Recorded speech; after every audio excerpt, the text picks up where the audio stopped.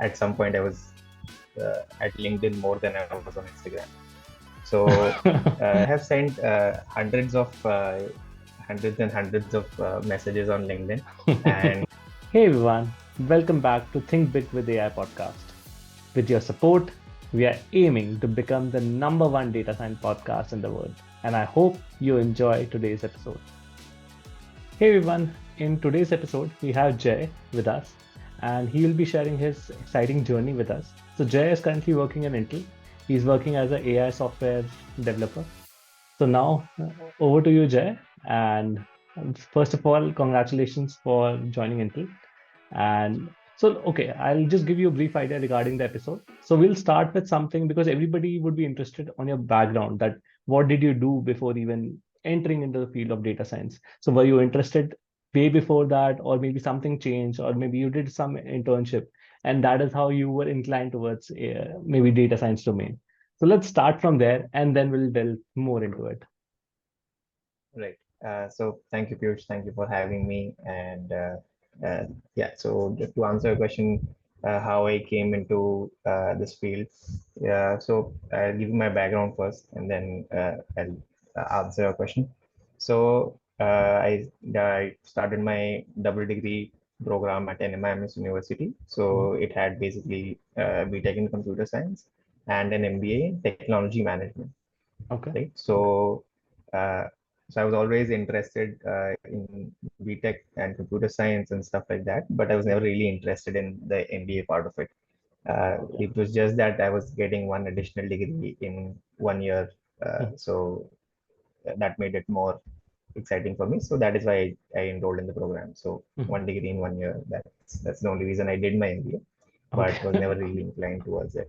Mhm. So towards the end of it, I had realized that I did not want to, get a placement in any of the management roles, and I was just focusing on tech, Mhm. Mhm. everything related to AI in the last say three, or the third, or the fourth, and the fifth year. So last 3 years. Okay. Yeah. So yeah, that has been the journey, and will tell you how I came into AI now.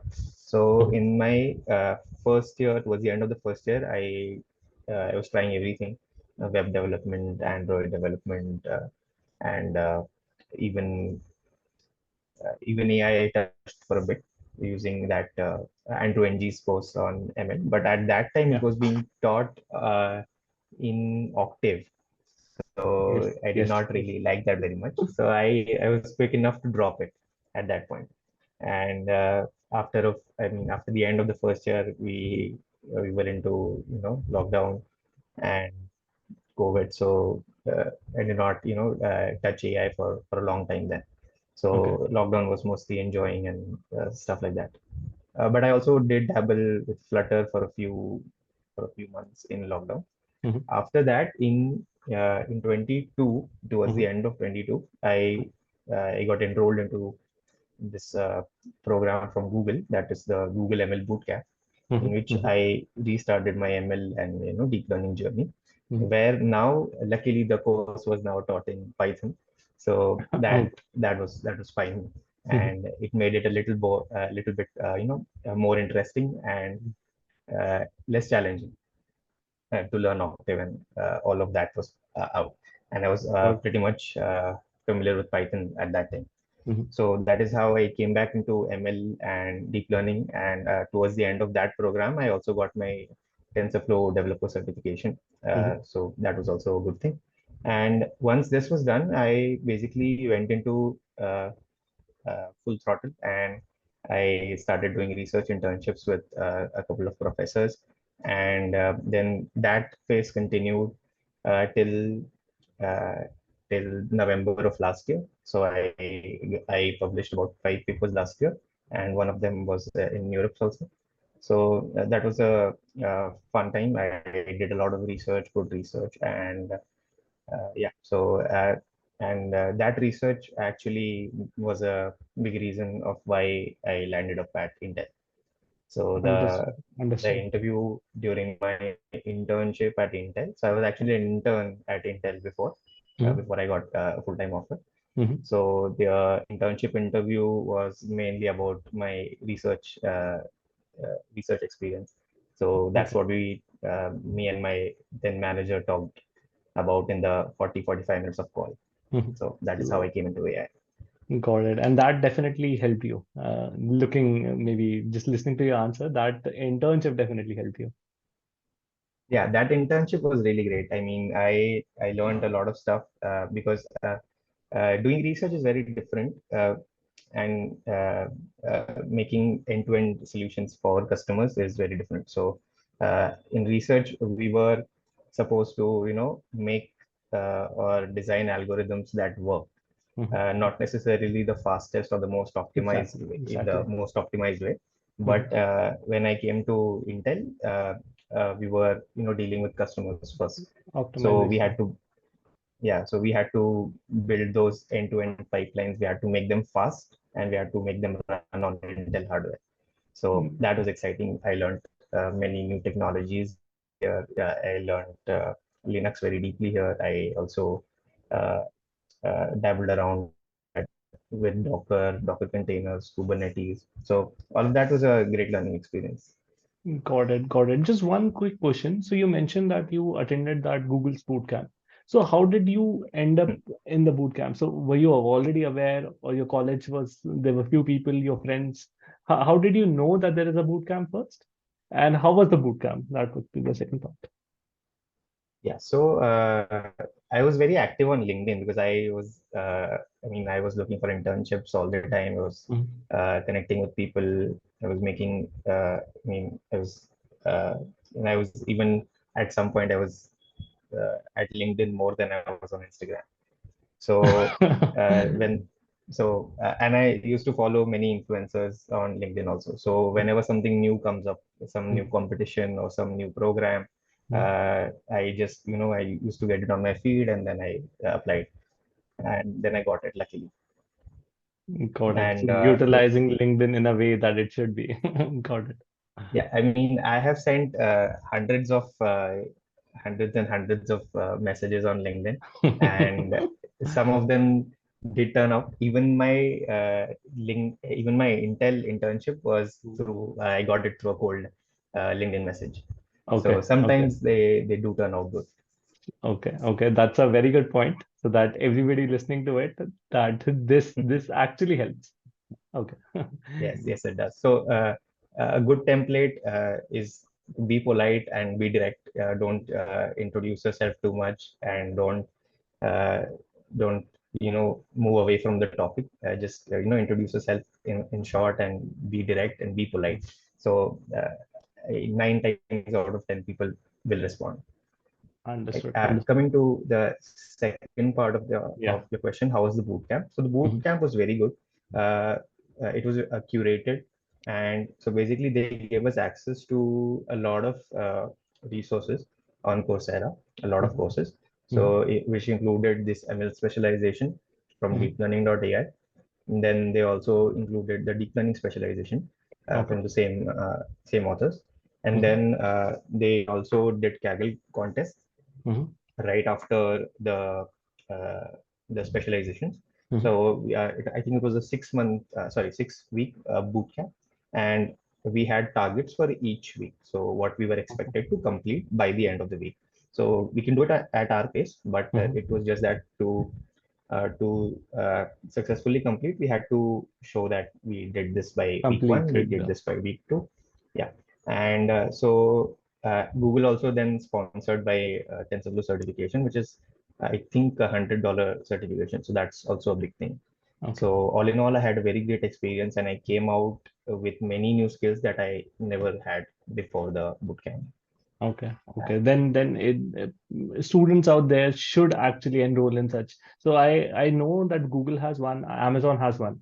So even yeah, Amazon has that 6 month, 6 weeks program. I don't know the duration, but they also do have something like this, yeah. I and think that definitely. Amazon's ML Summer School is a little better. It gives an edge over the Google's ML Bootcamp because at the end of the ML Summer School, there are I think successful candidates can apply for the interviews also. So they get Got a it, direct interview call. got So it. it opens direct doors for them. Okay, the applied scientist intern role. Yes. Understood. Yeah. Understood. Got it. Got it. So that was quite an elaborate answer. So I would definitely would want to know from your perspective, what are the skills, essential skills that somebody should have to maybe land a role like you are currently working on? So what are the essential skills that somebody should focus on? So maybe somebody is already working on it, and if they are not, they can actually develop that. So yeah, just something on those lines. Right. So, in skills, I will say that you should at least be familiar with one uh, programming language and one framework written in that language. Now, it Okay. can be TensorFlow, it can be JAX, it can be something else in Rust, it can be PyTorch, anything. But Mhm. having command over at least one programming language and one framework is necessary, Okay. because if you are if you are asked to write a dummy training loop in some Mhm. Mhm. interview, or if you are asked to explain the internals of something, then you should be able to at least write the pseudo names in that framework. Exactly. And then math is very important. So you should be very clear about the math behind the algorithms, Mhm. whatever Mhm. algorithm you are talking about. You can expect the interviewer to stop you at any point and then ask you why this, how does this work under the hood, and explain with the math. Maybe you'll have to draw it also.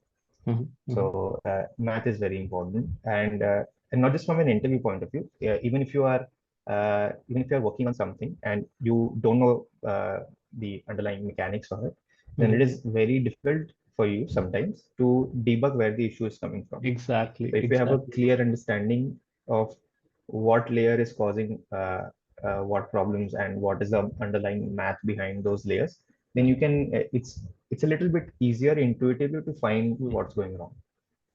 Yeah. Yeah. That's a very good point. Yeah. Got So it. I would suggest math and have some experience of programming language and the framework that accompanies that. Okay. So in data science, the go-to programming language currently is Python. So that could be one. And Yes, framework could be their choice. It could be TensorFlow, it could be PyTorch, or maybe whatever they are comfortable with, maybe on those lines. right.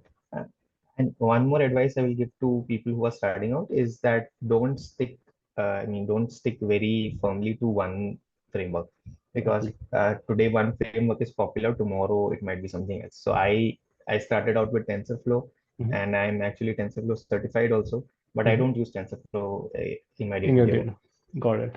So Got it. be ready to adapt and adopt. Yeah, yeah. So if you learn the fundamentals in one framework, then it should be very applicable. The syntax might vary, but the Yeah, fundamentally how it works and what it's doing, that should still remain same. So, okay, definitely, definitely. okay, got it. Okay. So this brings to the, I would say maybe the third section of the episode. But in this third section, this is the more core, or I will say crux of the entire episode. That given that you must have faced few of the interviews, what do you feel is an interview round for such kind of role? So maybe how many rounds are there? What kind of rounds are there? And how should one prepare for those rounds? Right. So coming very interview specific now. Mhm. Uh, so before my full-time interview at Intel, I also gave interviews at Zomato and other startups also. Mhm. So one thing I saw is very common, which is there will be a DSA round. And Okay, most people will think that AI or ML roles don't have DSA rounds because exactly. it's not quite necessary or something like that. Mhm. But most companies will ask a DSA round, and I think it is fair, because at the end of the day, a developer's job is to solve problems. Exactly. And DSA round is, I mean, I don't think they are trying to test how quickly you are able to write an algorithm or something. They are just trying to analyze how you think, Mhm. how do you rationally or logically come to a solution. Mhm. So you should prepare for a DSA round as well, and you should also be very good in communicating your thoughts. So if you Exactly. plainly write the pseudo code for your solution, and don't explain it very well, then I don't think the interviewer will be very impressed. Yes. So Yes. that is one. So you should expect one DSA round. Mhm. The first round. is usually ML fundamentals. Second round, which I faced, was usually DS round, and third round is a bit more in depth, right? So in first round, you can expect things like linear regression. How does it work? Okay. And what is bias variance? Uh, why is there a trade-off between bias and variance? What Mm-hmm. is overfitting? So all those classical concepts, right? And I think most people will try to focus on the deep learning part of it, but then may or may not overlook the ML parts Fundamental. because they think that it's not important, not relevant. Yeah, but I think it's very important because all of that will basically set the foundation for the deep learning work that you do later on. Exactly. So ML fundamentals are very important. Mm-hmm. So in fact, the math also behind them is very important. So uh, if you are asked about linear regression, then you can also be asked about how does a line actually fit, right? Okay. How does it work, Mm-hmm. right? And then you can also be asked about back propagation, gradient descent, and stuff like that. So be prepared about those also. And Mm-hmm. third round, what I have usually seen, I mean, in my experience, is mostly on your projects, then Okay. deep learning, and then maybe something that is specific to the team. So in my interview at Intel, uh, it was mostly about me explaining my projects in and my research papers. Mm-hmm. So that was one part. Then there were questions on PyTorch because my team works very closely with PyTorch. So uh, they asked me to write some stuff in PyTorch. Okay. So that was one. Mm-hmm. And then there was also questions about deep learning and LLMs in general because Mm-hmm. that's what my team works very closely on. Mm-hmm. So how do you quantize models? How do LLMs work? How do tokenization? How does the tokenization process look like? So you can expect stuff like that also. Okay. Okay. Got it. And were you aware of all these because you already had some research experience, or maybe you did some course for this? So the deep learning specialization that I did during Google ML Bootcamp did cover these topics on language side, Mhm. uh, but not very deeply. But Okay. then again, the course is I think about 4 or 5 years old. Mhm. So in general, anything in ML more than 6 months old Yeah, yeah. is is considered prehistoric now Mhm. because of the pace of development, right? So I did not actually have uh, a clear idea on language side because most of my research and most of my work had been prior to Intel had been in vision, right? Okay. So all of that work I started studying say after December last year. Mhm. So so I'm only 6 months 7 months old in language. Okay. Okay. Okay. Got it. Understood. Okay, that was quite a detailed answer, and you actually covered bits and pieces that how should somebody prepare. But what would you give maybe some? So regarding the DSA round, could you maybe give some more idea? So is it a usual DSA round that happens for software developers, or it's slightly a different DSA round for ML engineers or data scientists, or maybe for the data science roles? No, I think the round is similar for both. So I gave interview, I mean, DSA rounds for Zomato also Mm-hmm. and at Intel also. So I Mm-hmm. think there was some similar kind of DSA roles. I Okay. mean DSA questions, Mm-hmm. and they are not very difficult questions. So like I said, the aim of the DSA round is not to intimidate you and not to ask you the toughest of questions, Okay. but to find out how logically you think. So if you've I mean if you've seen DSA questions uh, and some patterns of DSA questions, then I think you should be able to It should be good enough. come to a solution in the round. Okay. Okay. And Understood. in fact, even even the interviewer will help you at times. So if you're thinking clearly, or if you are maybe if you are going in the wrong direction, then the interviewer might give you a slight nudge that hey, you can think in this direction or something like that. Got it. So Got I it. will say don't prepare too hard on the DSA round. Mhm. Focus on the first and the third round, which is ML and DL fundamentals. Okay. Okay. Thanks. Thanks for a very detailed answer. But okay, yeah, this was the core part of the episode. But now let's come to the next part. And this I ask everybody usually. So let's suppose if somebody is looking at this episode, maybe watching this episode right now, and they have only 24 hours for their next round, for the next interview process. What are the top five most important topics that you would suggest that they should definitely cover for the next round? Okay, definitely cover. Yeah. Okay, so first thing is if the person has idea about what is the tech stack they will be using Mm-hmm. in in the team, then go over that because that will be helpful in the interview. Helpful. Yeah. So maybe the language and the framework. Mm-hmm. So have a basic understanding of how it works.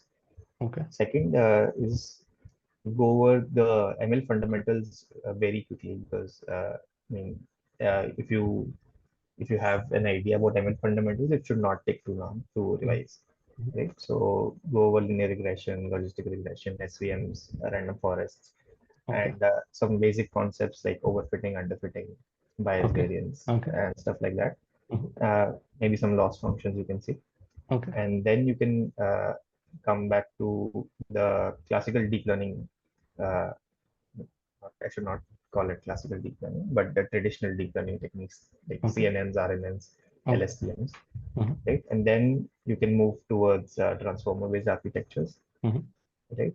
Mhm. And once you're done with that, because I think this will be very relevant to what's in the market today. Exactly. So Yeah.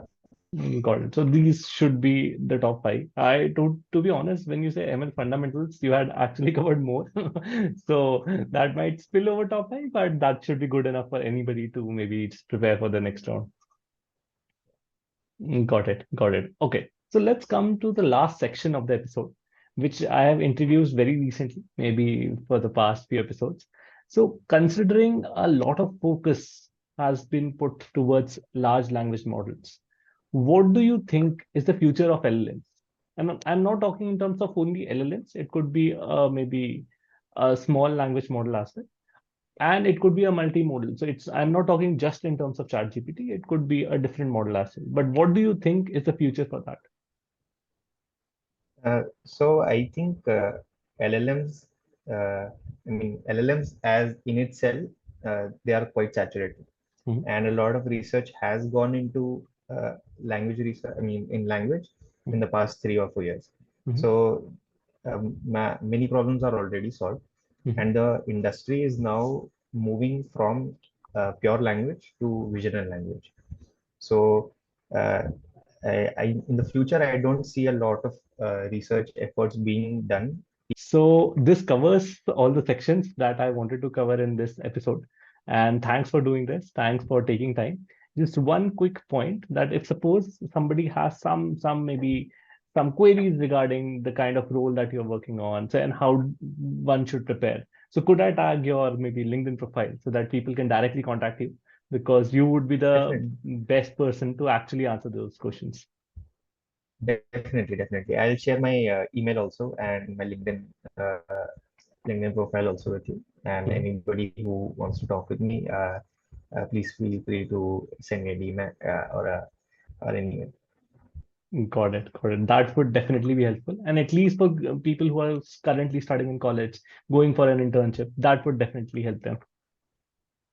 Yeah, yeah. So thanks for taking time today, that too maybe in the evening or night time. But thanks for doing this. This will definitely help a lot of people.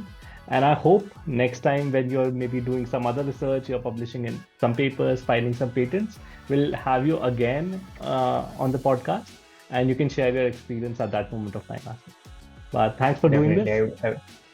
Yeah, yeah. I would love to be here, and I should say thank you for inviting me on this podcast because it's the first time I have done something like this, and it was a really good experience for me. Let's hope we we definitely record few more episodes with you. Definitely, definitely. Thanks, sir. Okay. Thank you. Bye bye. See you.